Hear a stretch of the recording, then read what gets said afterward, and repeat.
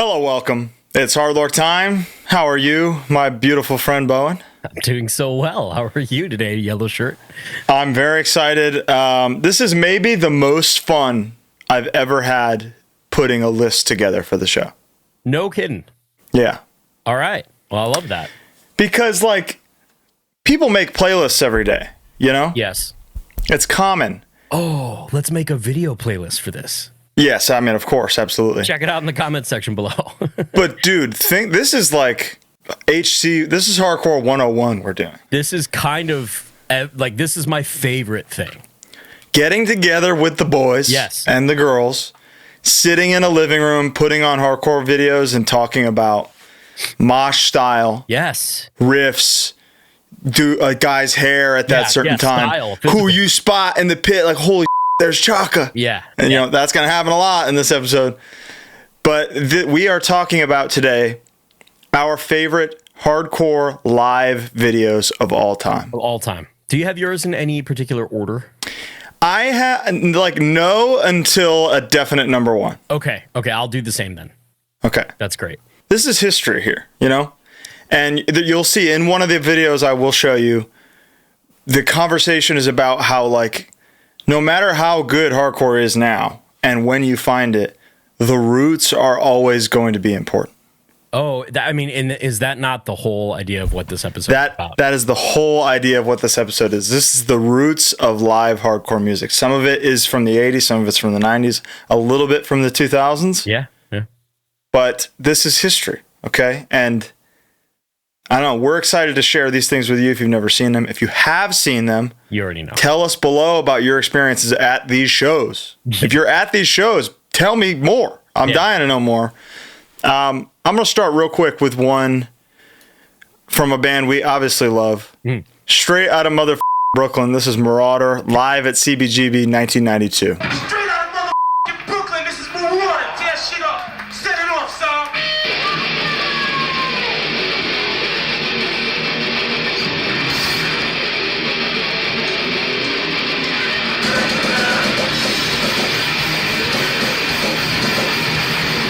We got Minus singing.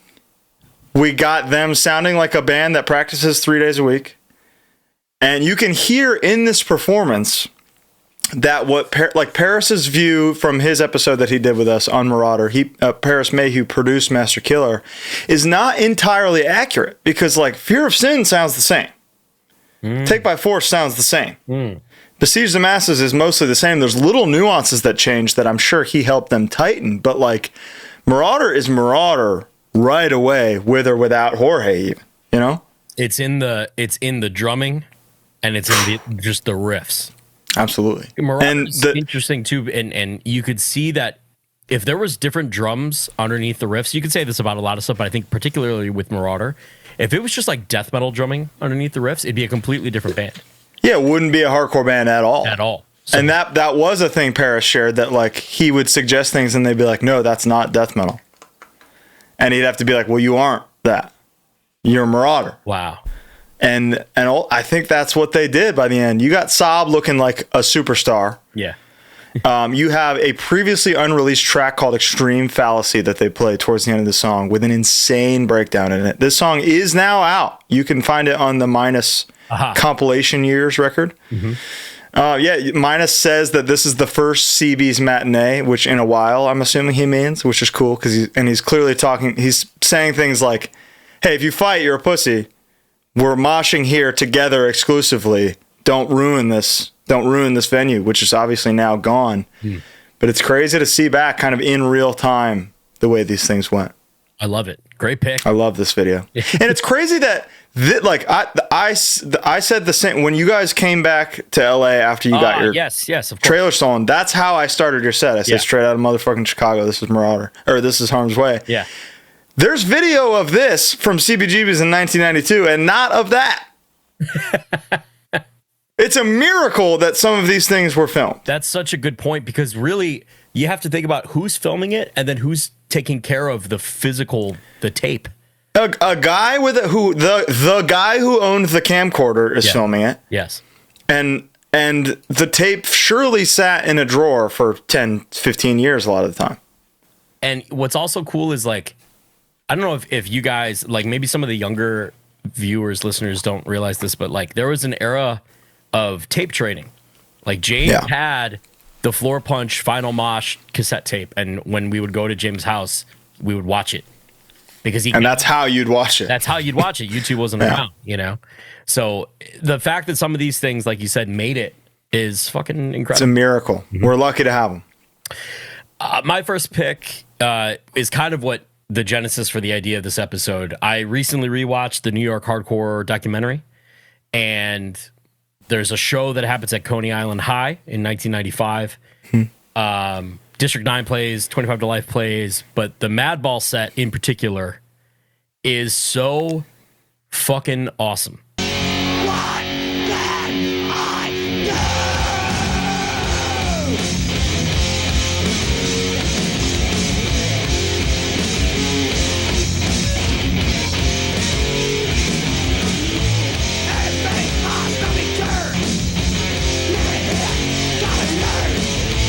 I I don't know how they filmed this so clearly.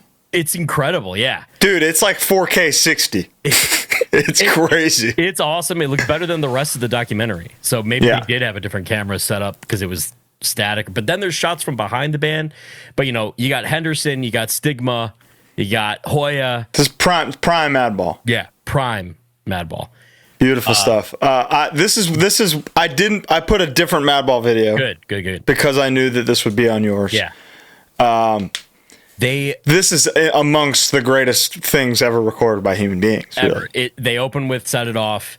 They play Down by Law. They play all early Madballs. Yeah, the set's hit. It's all first three records. It's all hits. In particular, they play New York City, and it's fucking, the breakdown hits so hard, and people are moshing so fucking hard. But then they also, and I forgot about this until I rewatched the documentary, which is all on YouTube, by the way, if you want to watch this if you haven't seen it. It's incredible. Friend of the show, Mike DeJohn, is in it. Danny Diablo Izak is in it, and he's fucking hilarious. He's hilarious, yeah. But Roger Murray from Agnostic Front comes and they sing Crucified. Madball plays it.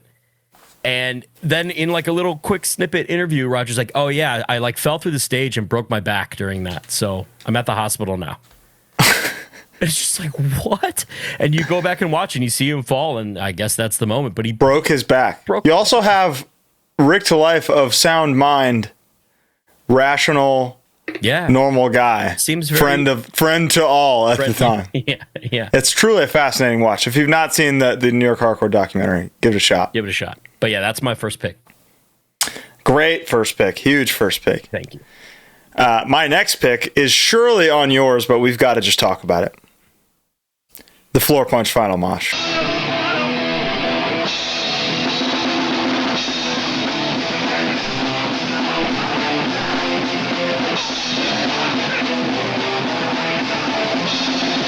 I didn't put it on mine. No way. Because I told you kind of what I was already going to do, so I left some. So, CBGB 2000. Dude. There's a whole chapter in the book about this show. And I did read about that one because I was curious about it. So they open with a medley of Outburst the Hard Way. Yep. Leeway, Rise and Fall. Yep. Biohazard, Scarred for Life. Warzone intro bust. And then Floorpunch intro. And in the book, the book says a lot more than I possibly can in this moment. But essentially, they broke up after the European tour they did. They had a meeting where they were like, we don't want to do in the band anymore. Mm-hmm. Mike breaks edge. And the vibe in the circle of friends kind of shifts. You got to get the book and read about it. I think it's sold out now. If you're listening to this, I'm sorry. Second press. Wait for the second pressing and read about it. But they get offered to play one last show with all the while they did not want their last show to be some European show. Yeah, sure. So even though Mike's broken edge, the vibe has changed. They get offered to play with Cro-Mags and Breakdown, and that feels like the proper last show. Jeff D'Agostino says something very wise in the book that I think I try to actively think about now, is that like we're so obsessed with the old guard, the old era of hardcore, that we like don't think about what we're doing right now as something that lives in perpetuity, you know? Whoa. Like even this conversation in 20 years, this is old hardcore in 20 years. Okay. Us talking about older hardcore. And I think that's important to just be present in the moment, because it sounds like the guys in the band kind of had this like tunnel vision during it, where like they almost weren't having fun. It was so crazy, but looking back on it, they can't even remember it. And here we are 25 years later talking about this thing that they may have resented at the time. Yes. Being one of the coolest things to ever happen in hardcore music ever. There's a snippet in that chapter in the book too where it says was it the best Floorpunch set? No. And it's like Porter would have told you 100% it was either the first and second Boston show or something. Yes, exactly. So awesome. It's so interesting that like this is like a fabled, like all of these videos we're talking about are like legendary. Dude, and Porter shows up the second they start playing because he was at his wife's law school graduation. That's right. You got to read this book. I can't wait to have him on. Yeah. Yeah, Floorpunch Final Mosh, one of the greats. They're it's chaos. They're out of tune. And I would not change a thing. And like, I think a guitar cuts out for like a whole, like several songs. Fucking awesome. Yeah. They play everything. Yeah. It's amazing. Yeah, it's great. My next pick, which I, again, mentioned to you, so I'm just going to get those all out of the way. Killing Time. 1990, CBGBs.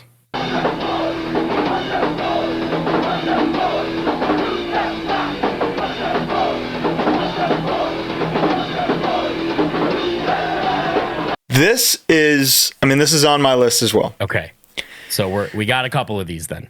Yeah, it's just gonna happen. This is probably top 3 ever. They open with Backtrack. Yeah. They sound perfect. It's their last show. Yeah, he says, last show, time's up. That's how he starts the set. Yeah. They play for an hour. They do play for an hour, which is crazy.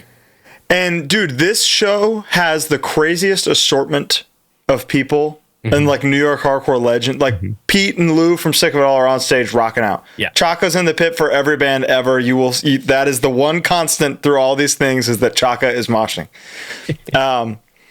This shit is unbelievable. Dude, a band has never sounded this good and assembled this many people. I think the coolest thing about all these old CB videos is that you can't tell where the stage ends and begins. That was literally what I'm about to say, and that's a constant thread in like a lot of these that I picked, is there's no distinguishing who's playing. You can hardly see the drums. Like, there's so many people there. Because they need this is like not just showgoers at this. This is like everybody in every band ever coming to see Killing Time off. Right. Vitalo had the idea specifically for this to watch it live with like Hoya or something, frame by frame, and be like, who was this guy? That's a great. Who was the guy? Because there's one guy that tags the stage mid mosh. Really? Like, who was that guy? Who's in the fedora? Where's Chaka? Like, how many times Chaka is he the greatest mosher of all time? This video I watched in full today. Excited to talk about. Awesome. Do you remember what the lineup was? I think Madball played. I don't know. I didn't look that up. Had this on a cassette tape, and we would watch it in high school. And I'm almost positive Madball was on it too, but I don't know the lineup for the show. But Anthony, like, his stage presence in this is so fucking good. They're such a good band. Yeah. And this is this is why all those dudes that we talk about from that time are like Brightside's number one, no question. Yeah, right. And it's crazy to think if they had stuck around past 1990. I mean, they're back obviously and playing shows. I've played with them 15 times last year. It was the best. Yeah, the last pileup is like half the crowd. Yeah, it's crazy. And they cover Black Sabbath, Symptom of the Universe, which Warzone would later rip off on the self-titled. So that must have just been like an old head NYHC anthem, which is really funny. That is funny. Never even thought about it. Just do another one since we both had that one. This one is an obvious one. This is one that I own on DVD for some reason, but it's Bad Brains, CBGBs, 1982.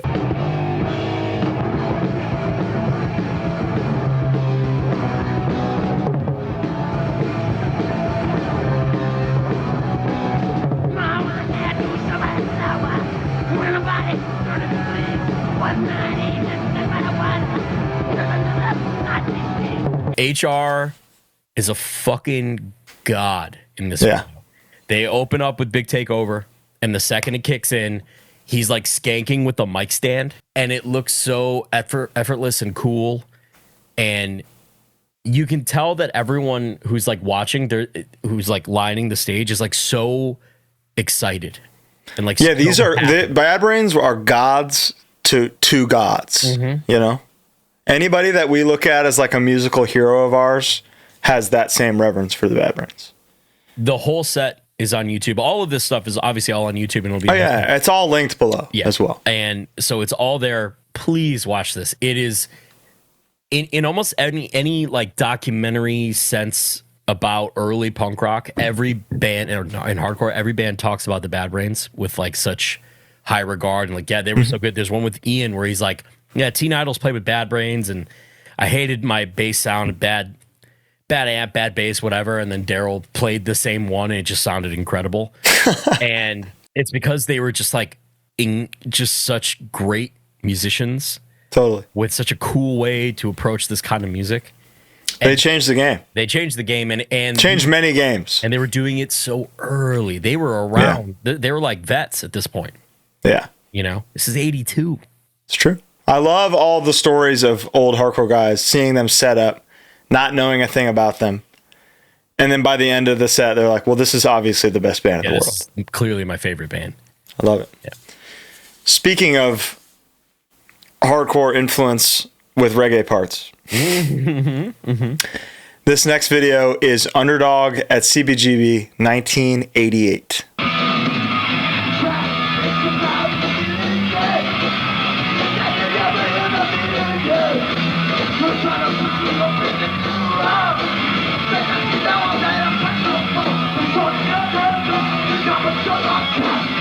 That's the next one on my list. Is it?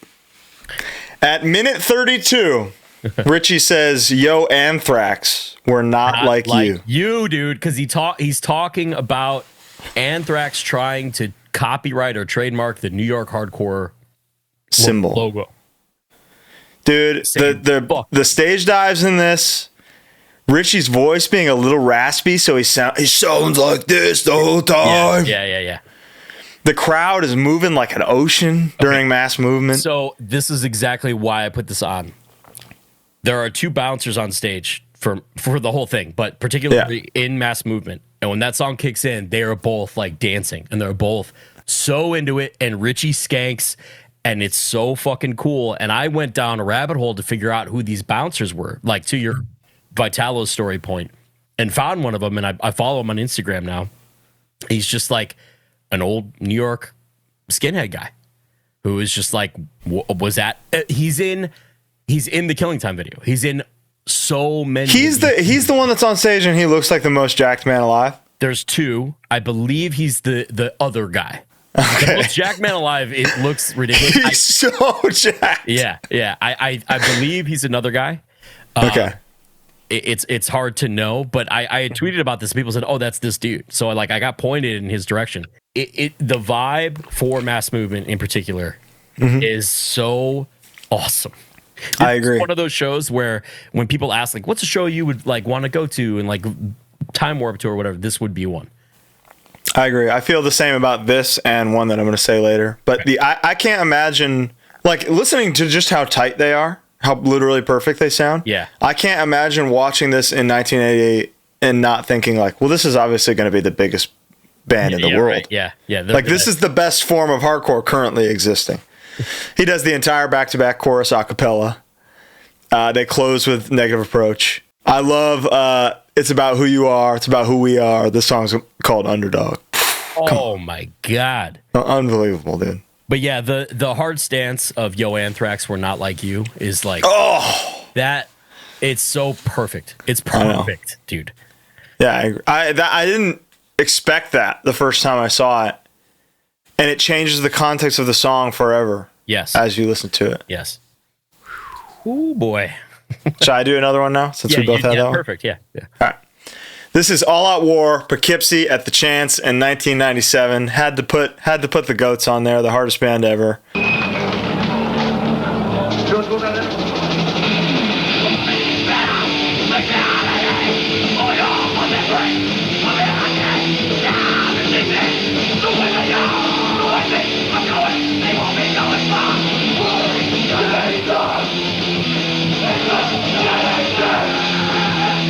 We talked about this in the Mind Force episode, as this is an aggressive show. You know there's spin kicking in there. You know the dancing is violent, but the crowd is packed to the front regardless. Great stage dives that aren't like with the intention of hurting somebody. Yeah. It's an incredible example of a band being at their best and people in the crowd understanding the assignment, the dive style. They're all packed to the front. They all want to be in the moment. And they're hearing the band at their best. They cover Cro-Mags and it sounds unbelievable. What song? I love watching these bands that sound like they practiced every single day. What song do they cover? World Peace, I think. Okay, cool. And it's awesome. Yeah. All Out War. 1997. This is a little later, and it's the spirit is the same, but the sound is completely different. How scary it must have been to see that. But it's like, dude, I don't even think fear was the thing because it was so unified, And like Jay said in the episode, like only the sickest motherfuckers in the world were doing what everyone does now. There's a grace, to the slam dancing. Yeah, it's not like what we know as crowd killing, which whatever.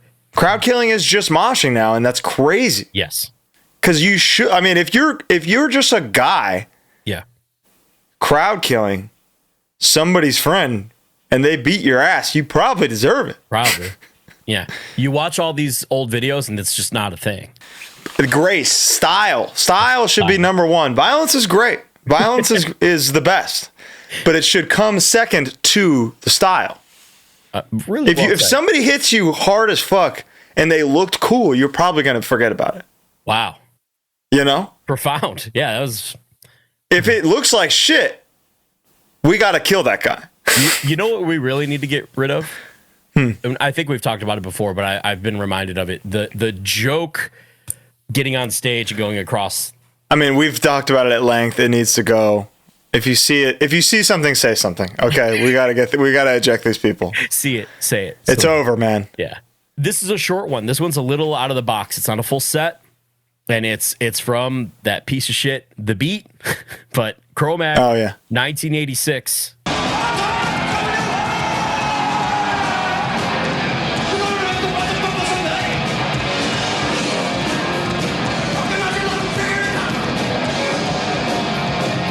They play It's the Limit, Hard Times. That's it.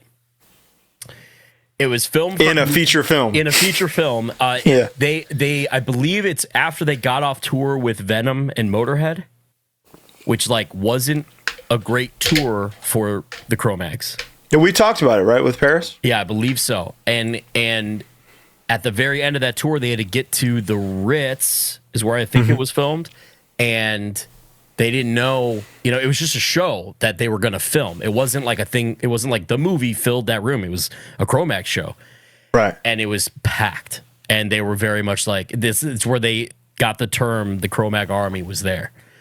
Wow. And it was very. And isn't this, there's footage of all people like holding up their Cro-Mag shirts, like so psyched to be there, right? Yeah. So I think it was like it's not fucking.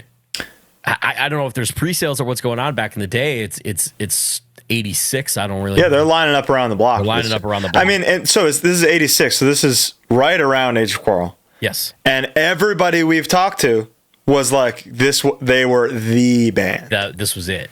Like local bands were covering the Cro-Mags in 1986. Yeah. So I got to talk. Like again, it's only 2 songs, but there's so much in it. There's like people think Peter Steele is in it. I have broken it down and determined that it is not him because the guy who people think doesn't have a tattoo. His shoulder doesn't have that panther. I'm sure there's all kinds of all-stars in there, though. Yeah, for sure. And namely, during It's the Limit, during the, I don't want to say, the breakdown part, fucking Richie Underdog does one of the coolest stage dives. And it like, he's youth crewed out. And seeing that, he comes from the back of the stage. No, he comes from the front, but he does like a jump and a fist thing and does a huge dive, and it's so fucking cool. And then there's like just awesome pitting during it. Paris looks dope. JJ looks dope. Harley looks dope. It's the lineup. Doug. This is dope. prime. This is prime. It's prime. Prime Cro-Mags. And and then they do hard times, and at the very end, John Joseph does like a perfect front flip off the stage, just like a perfect like right, and doesn't hurt anybody. And I can't believe that for a movie they captured such a cool thing. Yeah, that's impossible. You got professional videographers not filming a staged thing, right? You know, it's just raw. So it's like, hey, just let the show speak for itself. There are some funny like cuts to people like that are obviously like for the movie, and that's a little silly. And then the main character of the movie, I'm assuming, is always like he's like in the pit. But apart from that, I love just a great performance. I love this video. Yeah, there's a lot you can learn from things like this. You know, got a lot to learn. There's style. Hey, there you go. My next pick, back to 1988, the greatest year in the history of our sport. Yeah. This is Straight Ahead, CBGB. Everybody, everywhere, tear this place down. That's one straight ahead.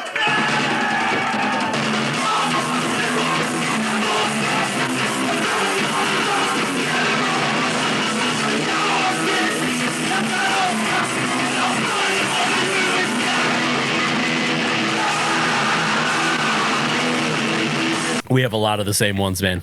Oh yeah, yeah. This is for the Pete's Sake benefit. Yes. Who is Pete from Sick of It All and Legal Trouble? Yeah. This is their first show in 2 years. Yep. This is some of the craziest energy ever captured on or off the stage. Everybody, everywhere, tear this place down. This one's Straight Ahead. Oh! And people cheer. People, and also if you listen to it before he even says that, people are like, they're all fucking pumped to be straight into Breakaway, and then being like, all right, what do you guys want to hear? That was the set list. And who do I see moshing? Chaka. Yeah. He's always moshing, dude. This is a great example of not knowing who's doing what, because the stages could not be more packed. No, you can't see. He says Armand, but I don't see Armand. You know. Probably my favorite stage presence. Yeah, it's effortless. It's effortless. He's diving, and that's why it rocks, dude. He does a dive with the mic like this, and he's like, and that's so scary. Yeah, that's Kunk. Yeah, you never know, especially there. But dude, this looks like everybody in the room is friends with each other, and they're all like, "Come on, bro, just play." Yeah. We love your band. Can you just play? And these are Straight Ahead. These are some of the best hardcore songs ever written. Yeah. This is another incredible blueprint of if this type of hardcore is the next phase, we're golden. We're good to go. Well, give me more Straight Ahead. Something we didn't talk about on the previous episode where we were kind of catching up was the Underdog breakdown show that happened a couple weeks ago. The Rebirth showcase, Bob's Rebirth showcase. And Big Bob's little show. And it was like he was posting videos of the covers that bands were doing, and like it was all Floorpunch, Straight Ahead, Youth of Today. I want somebody to be able to open up with Straight Ahead. Yeah. And for it to be a graceful war zone, you know? Exactly. And it makes me very, very happy. There is a Mental WERS live set from, I don't remember how long ago, but he says, everybody everywhere, tear this place down. So like, I knew... It's already canonized in history. I didn't know what it meant because I didn't know about the Straight Ahead video because it was it probably wasn't on YouTube yet. Mm-hmm. So finding it, so it makes you wonder, how did they know? They probably knew from fucking tape trading. To once again quote James Vitale, if Straight Ahead at CB's isn't in the mix, hardcore should end. Holy shit. He said so that. Here we are. It's in the mix. Straight Ahead at CBGB 1988. Amazing pick. Well done. Thank you. My next one, I'm going West Coast on this. This one was a mystery because I don't know where it was. It's Strife in 1994. And it's called the video is called Strife Straight XXX version.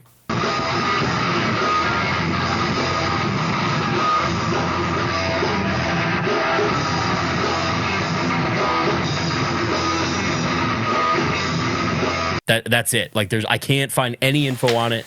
I mean, it's probably California somewhere. I think it's California because everyone knows every part. Yeah. Yeah. I have never in my life.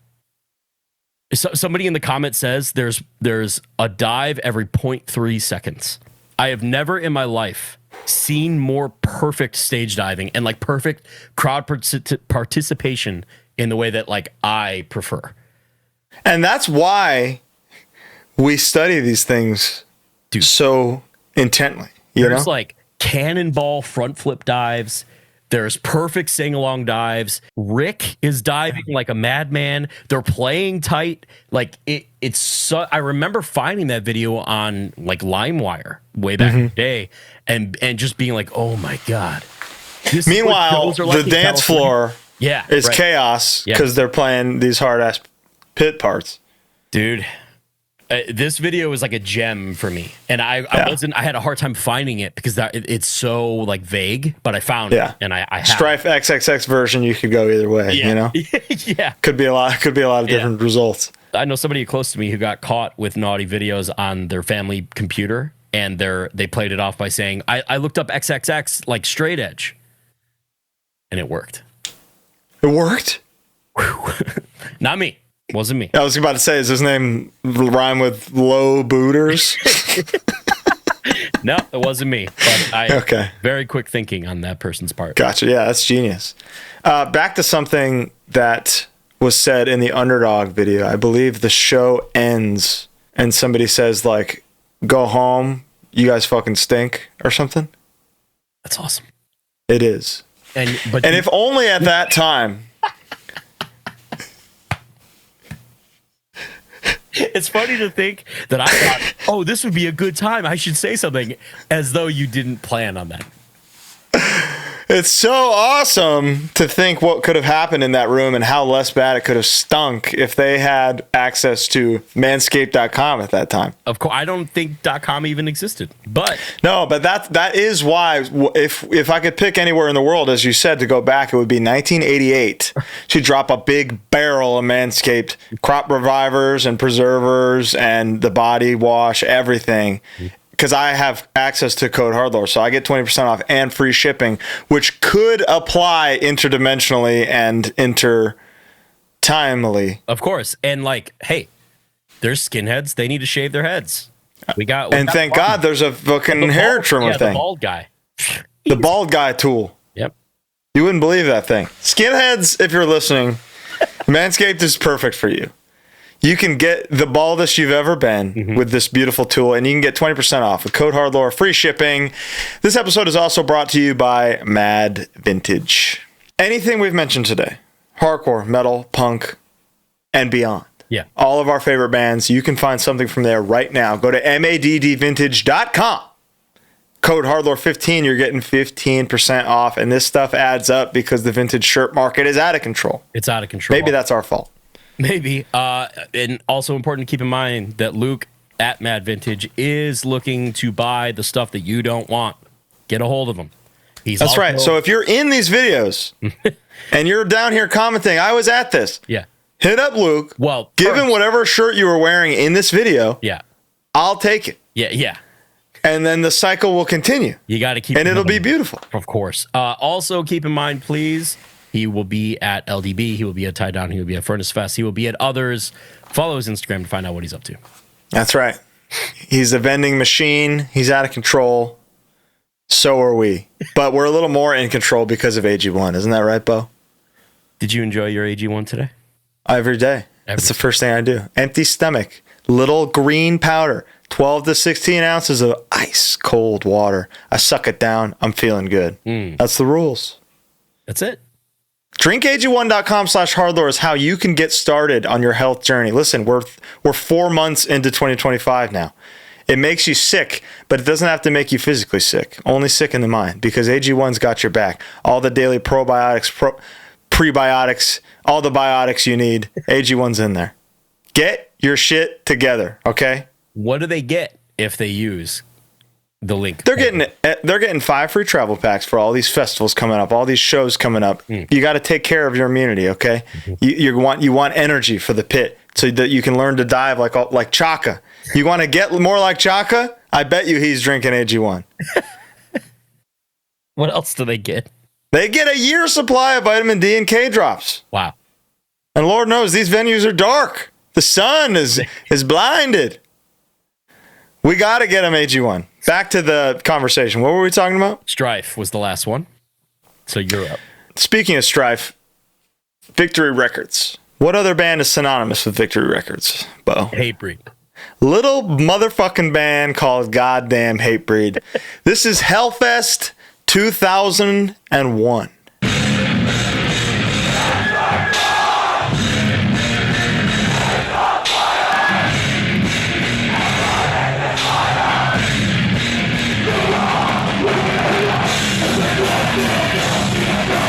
You got Jamie, Sean Martin, Boulder, Beatty, Prime. This is probably shortly after I saw Hatebreed for the first time, which is crazy to think about. Would that have been over there or West Coast? That was in Connecticut, yeah. Yeah, wow. So this is you're watching this and you go, oh, this is the best band in the world. This is the best band in the world in 2001, and everybody in that room knows that. Mm-hmm. If Satisfaction has been out for several years by this time, everybody knows every word. This is kind of a good look at the evolution of like from 2001 to now. This is kind of the most one of these videos looks like what we have now when it's good. Gotcha. You know? Yeah.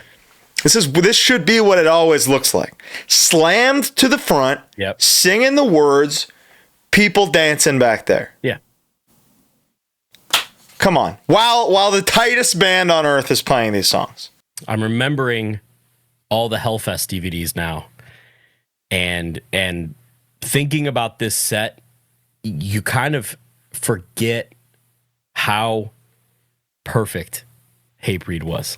You know what I mean? You can't. There's so many. Yeah. And this particular set, I know exactly the one, and it is so awesome. The like stage power goes out for a second during Empty Promises and then comes back for Puritan, and the entire crowd is doing the entire song. It's the sickest shit ever, man. 2001.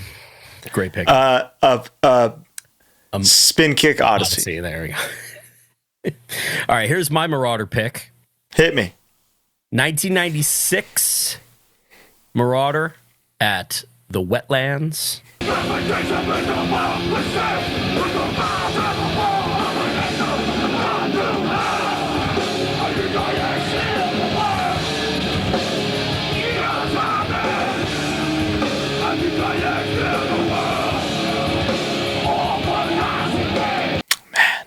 Minus and Jorge. You got them both. They sound like $1 million. Yeah. There's a part, I don't remember which song. I couldn't find it in the video, so you got to watch the whole thing.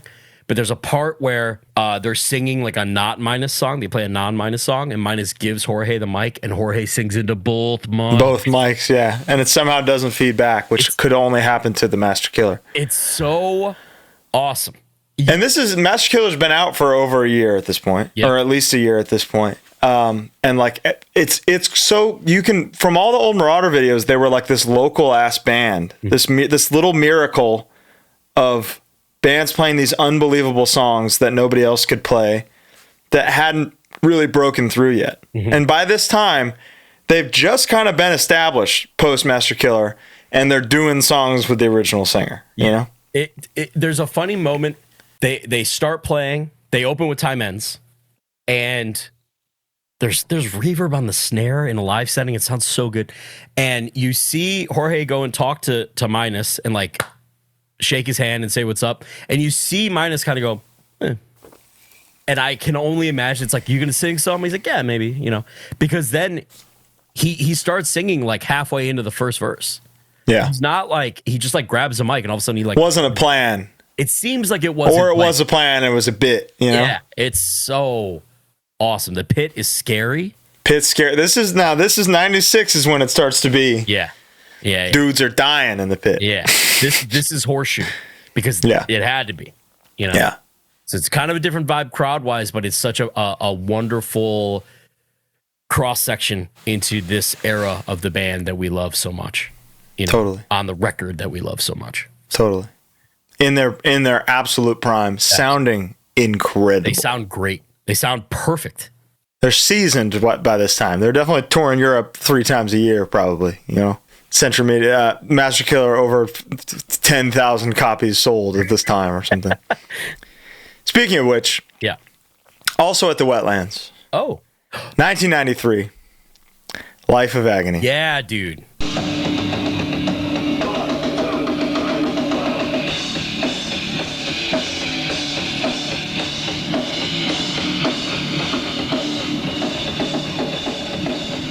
This video, I could probably recite front to back. They opened so the same night in New York City, Nirvana was playing at the New York Coliseum to 7,000 people. So they start by saying Nirvana sold about 900,000 records. We only sold about 800,000 records.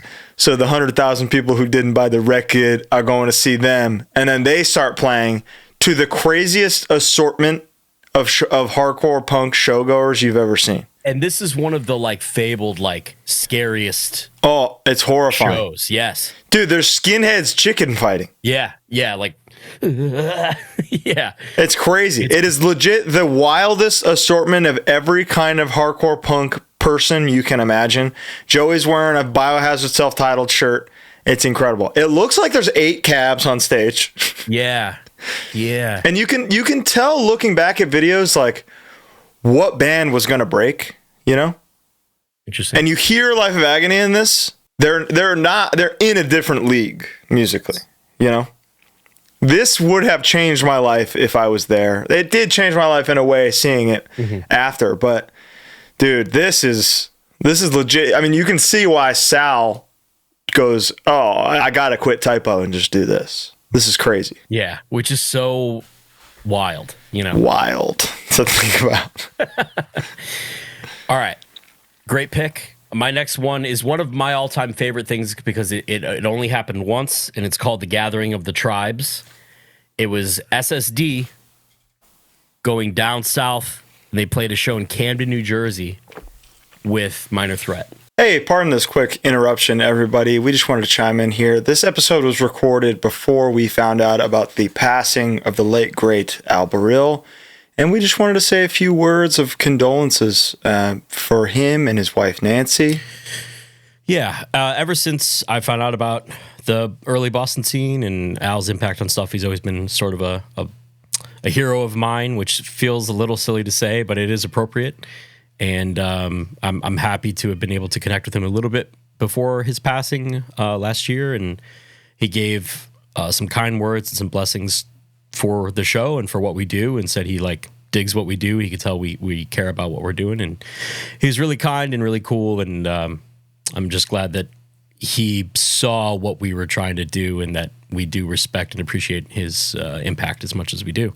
His mark on hardcore is endless and will live forever. And, as lifelong straight edge guys, Minor Threat may have created the message, but it can be argued that SSD is responsible for the movement. Mm-hmm. Who knows if it would have ever gotten past being a song if not for people like Al, bands like SSD. Mm-hmm. So we cannot thank him enough. We owe him an enormous amount of gratitude just in terms of his artistic input, his cultural input. He's the man. He's the man. He was incredibly kind to us. He was incredibly kind to others and taught us that we got to stick together. Therefore, we shall. Thank you, Al. Rest in peace.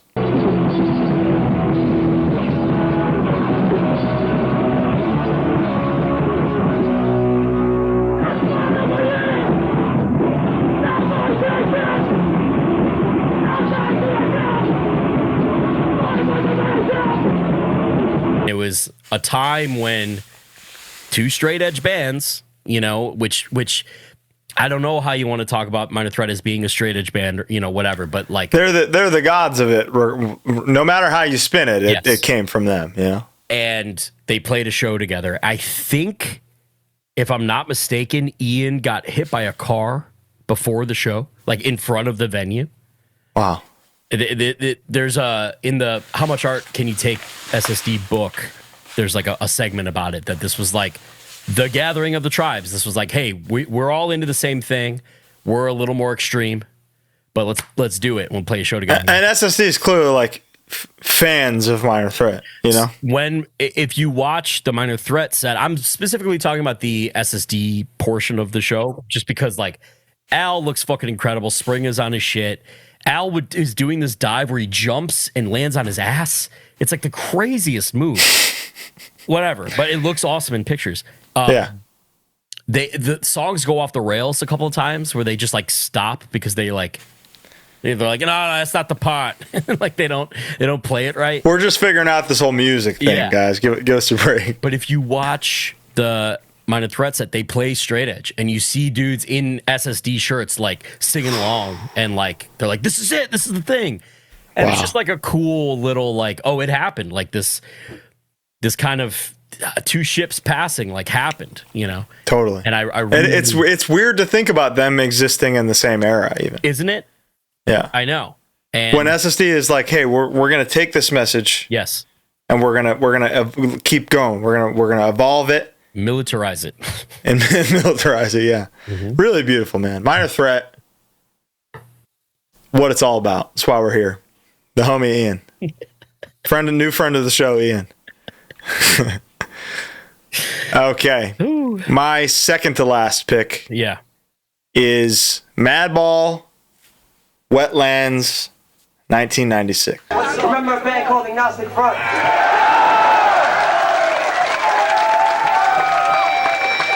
As you all know, that's the family, that's our family, that's how we got started.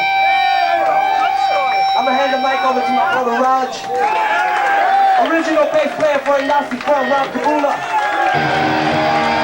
Original guitar, Vinny Silver. Oh shit, Will's on the drums.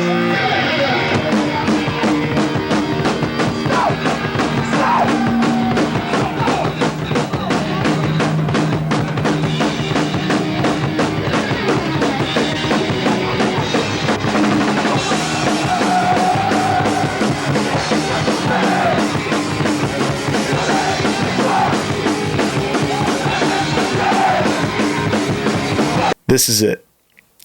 This is Madball in their prime. Constant mosh, start to finish. Freddie's energy, 100% the entire time. Perfect set list. First three records only. Mid-set, as you said earlier, they invite not only Roger, but AF plays Power and Victim in Pain. They were broken up. Oh, really? So this is an impromptu, unannounced AF reunion. Holy shit. That the band would have such a great time, they would the next day begin planning the 2-night AF reunion later at the same venue the same year. So this, and you hear Roger on stage being like, my little brother Freddie, I love you, you know? Yeah. It's giving me goosebumps right now just talking about it. Yeah. Telling his little brother in front of a sold-out crowd that he loves him, and everybody hugging after just 2 songs. It's unbelievable. Oh. And Freddie says something during this set about there's a lot of good bands out there, but if you're just getting into hardcore, you need to remember the roots. We always like to, like I said before, we always like to pay respect and want everybody out there to remember the roots. There's a lot of good bands. Hold up. There's a lot of good bands out there now. Don't get me wrong, if you're just getting into the scene, it's all good. But just remember the roots. Don't ever forget it. And ultimately, that's exactly why we do this, and it's the same sentiment we share every single week. This set is it's 40 minutes of Madball. Yeah. And it's hit after hit after hit after hit. It's perfect. I don't particularly know this one. Very excited to watch it. You are going to start it and watch the entire thing. Yeah. And dude, the energy is fucking insane. It's wall to wall mosh and sing along for 40 straight minutes. What was the and then AF? What was the Wetlands? I don't know. It's always just it sounds so wet. You know? I just imagine it always makes me think people were walking in there like, ugh, God. But yeah, man, this shit is unbelievable. I sat down. This is another one where before we started, I was like, I'm watching this whole thing. Yeah. Can't believe it. Yeah. I'll probably watch it again when we wrap this. It's the best set list I've ever seen. New York City's on there. Set It Off's on there. It's all hits. And just the vibe is off the charts. I would have loved to have been at this. So because we chose a couple of the same ones, I was just reminded of one that I have to include. So it's an impromptu addition. But Love it. It's one of my favorite videos. And here's the beauty. I know it's one of your favorite videos. You're going to know the year. So I don't even need to worry about it. Carnivore reunion. Oh, yeah. This is Bensonhurst, Brooklyn. And you got a right to hate who you want. So let's start busting heads.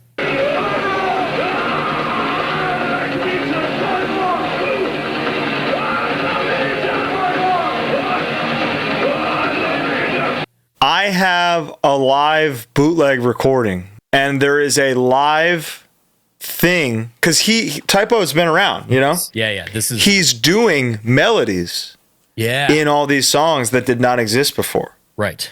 So when we play Preacher Man, there's a little thing I do during the breakdown where I say, Carnivore, I'm a meat eater. Yeah. I'd like to meet you. Yeah. And I'm specifically calling back to the one fucking time he sang it in this set that way. There is a thing that happens when they go into the dun dun dun dun dun, dun fighting, dun, dun, where the camera pans back, zooms out, and it's at L'Amour, right? I think so. And there isn't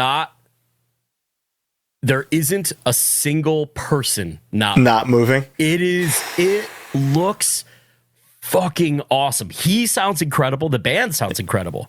Isn't Kenny playing? I'm pretty sure Kenny's playing guitar. Okay. He's got like just a bandana and like he's growing his hair out or like, because he doesn't have full long hair yet. And it has been one of my favorite videos since I found out about Carnivore. It is the definitive versions of these songs. I really wish a recording, like a proper recording was done of this, but I'll settle with the weird live bootleg I've got. I listen to this more than I listen to the records because of the way the little sprinkles of typo that he adds in there are incrediedible. Yeah, it's one of my favorite videos of all time. I can't believe it wasn't automatically on my list, but I'm glad I thought about it, but I kind of went just pure HC, and like you can make the argument. Merauder wanted to be them, so I'm going. Yeah, you're right. C sharp like Carnivore. It's so sick. All right, let's talk about our number one. Here we have what I think is the most definitive live hardcore video of all time. Breakdown live at Tompkins Square Park. All right, this one's called Kickback.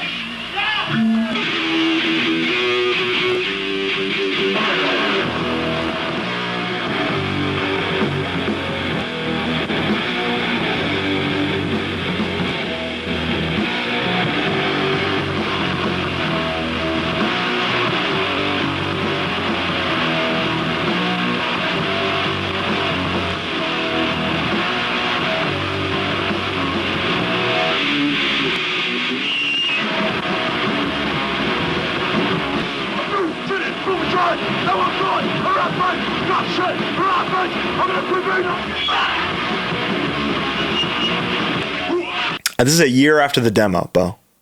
It's right. People are slamming outdoors, and this is another thing where it's a miracle that this exists. It exists, and it's everyone who is listening to this or watching this who has seen this video knows exactly why it's number one on our list. 100%. It is such perfect. It's a perfect example of hardcore, of live. 100%. It's something that somebody sat me down to watch at 14 years old, and I'm thankful for. Yeah. And this is our way of doing that to all of you. I'm sure you're much older than 14, but if you've never seen this before, welcome. Yeah. Welcome to hardcore. They sound identical to the demo. Yeah. Which makes me think the demo was just a raw live recording, which is incredible. Kickback Pit is a graceful war zone. Jeff doesn't miss a single word. Mm-mm. And you witness, like, in real time, the development of a legendary frontman, He sounds great, too. He sounds fucking perfect. I would say, dude, even in 88, you look at how many photographers and people there are on stage. Yeah. And I look at that now and I go, thank God. Good point, man. It may in the moment it may be like these fucking photographers, Yeah. but dude, you're gonna be glad you have the memories someday. And this is probably the hardcore set that I've watched the most. Yeah, and it's not even particularly insane. No, it's just, but when the dun, dun, dun, dun, dun, dun, and it goes out to the crowd, And everyone's just and like, everyone's moving, dude. and who is Chaka in this video? Probably. There's a guy in a purple striped shirt who gets on stage at one point and just skanks for like 30 seconds. I would love it if it was Chaka. I would love it if Chaka was in every single one of these in some way. He's like the time hopper. The common, yeah. in all of them. Chaka was actually DB Cooper as well. This is a perfect video. This is my favorite kind of hardcore, my favorite kind of mosh style. All like the styles, period, are awesome. Also, it's a cool thing to know that like Tompkins Square Park is where Tompkins Square Park is where punks and homeless people hung out, and like that's it. Like it was the punk place. Yeah, that you could go and hang out and not be like bothered, which is also cool. That when shows started happening again, yeah, that's where Madball played. Yeah, post COVID, the big outdoor comeback hardcore show was there. People were a little up in arms about it at the time, but you can look back in hindsight and think that it was just a celebration of this thing that they missed and loved. Yeah, in a very special, important, historic place. Yeah, it's cool to know once you go there. A7 was what the venue was called, right? Where we went? Yeah. Yeah, A7. Right across the street. Yeah. Like feet away. Yeah, from Tom, yeah. Little hardcore hub, dude. Is just where this thing that we know and love was born and developed and prospered. Mike took us there, and the whole A7 is like a bar now, but they keep the back. They like preserved it. The stage, that tiny stage. Little stage, and we got to go, and it was just us. It's just me, Colin, and Mike. And I don't think Rob was with us even. We're back there. It was awesome. That was really And we got ice cream cones at the ice cream place across the street, which I guess was the old head NYHC hangout. Yeah. That was the move, is you go to get an ice cream cone after the gig. Yeah, it's like a that's my kind of hangout. Yeah, straight up, dude. And so this is more or less our list, but like there's so many others. We could make 20 of these episodes. There's totally Misfits in Detroit. There's fucking Minor Threat at the 930 Club. Like there's AFI. Like we didn't even really get late. I didn't even talk. Yeah, this is 101. Yeah, this is 101. We can do 102. Yes, we can. The list, there's thousands. We didn't even talk about the No Justice video. No. You don't have any more? No, that was it. We shared the same number one. That's my favorite one. Oh. It's the best. That's awesome. It's I know. It's the best one, dude. I feel like we should just put the entire thing out right now after this video, but just fucking. We'll link it instead. Watch these. Emulate this. Yeah, this is a good blueprint of what to do. This is hardcore. Welcome. Hello. We'll see you next week. We'll get back to some interviews soon. We just wanted to have do something fun, share some things we love. Hardcore's the best thing in the world. I'm going to listen to Breakdown right now. Oh yeah, I can't wait. On my way to go see Cannibal Corpse, by the way. Oh, there you go. Cannibal Corpse. Corpse Grinder's probably like demo rules. Dude, Corpse Grinder's gonna be like Tompkins. Great set. Hardcore's the best, and everybody knows it, even Corpse Grinder. Okay. So that was our show this week. It was a short one, but my God, did I have a blast. Yeah, it's awesome. All right. Thank you all so much for watching. We will see you next week. Bye.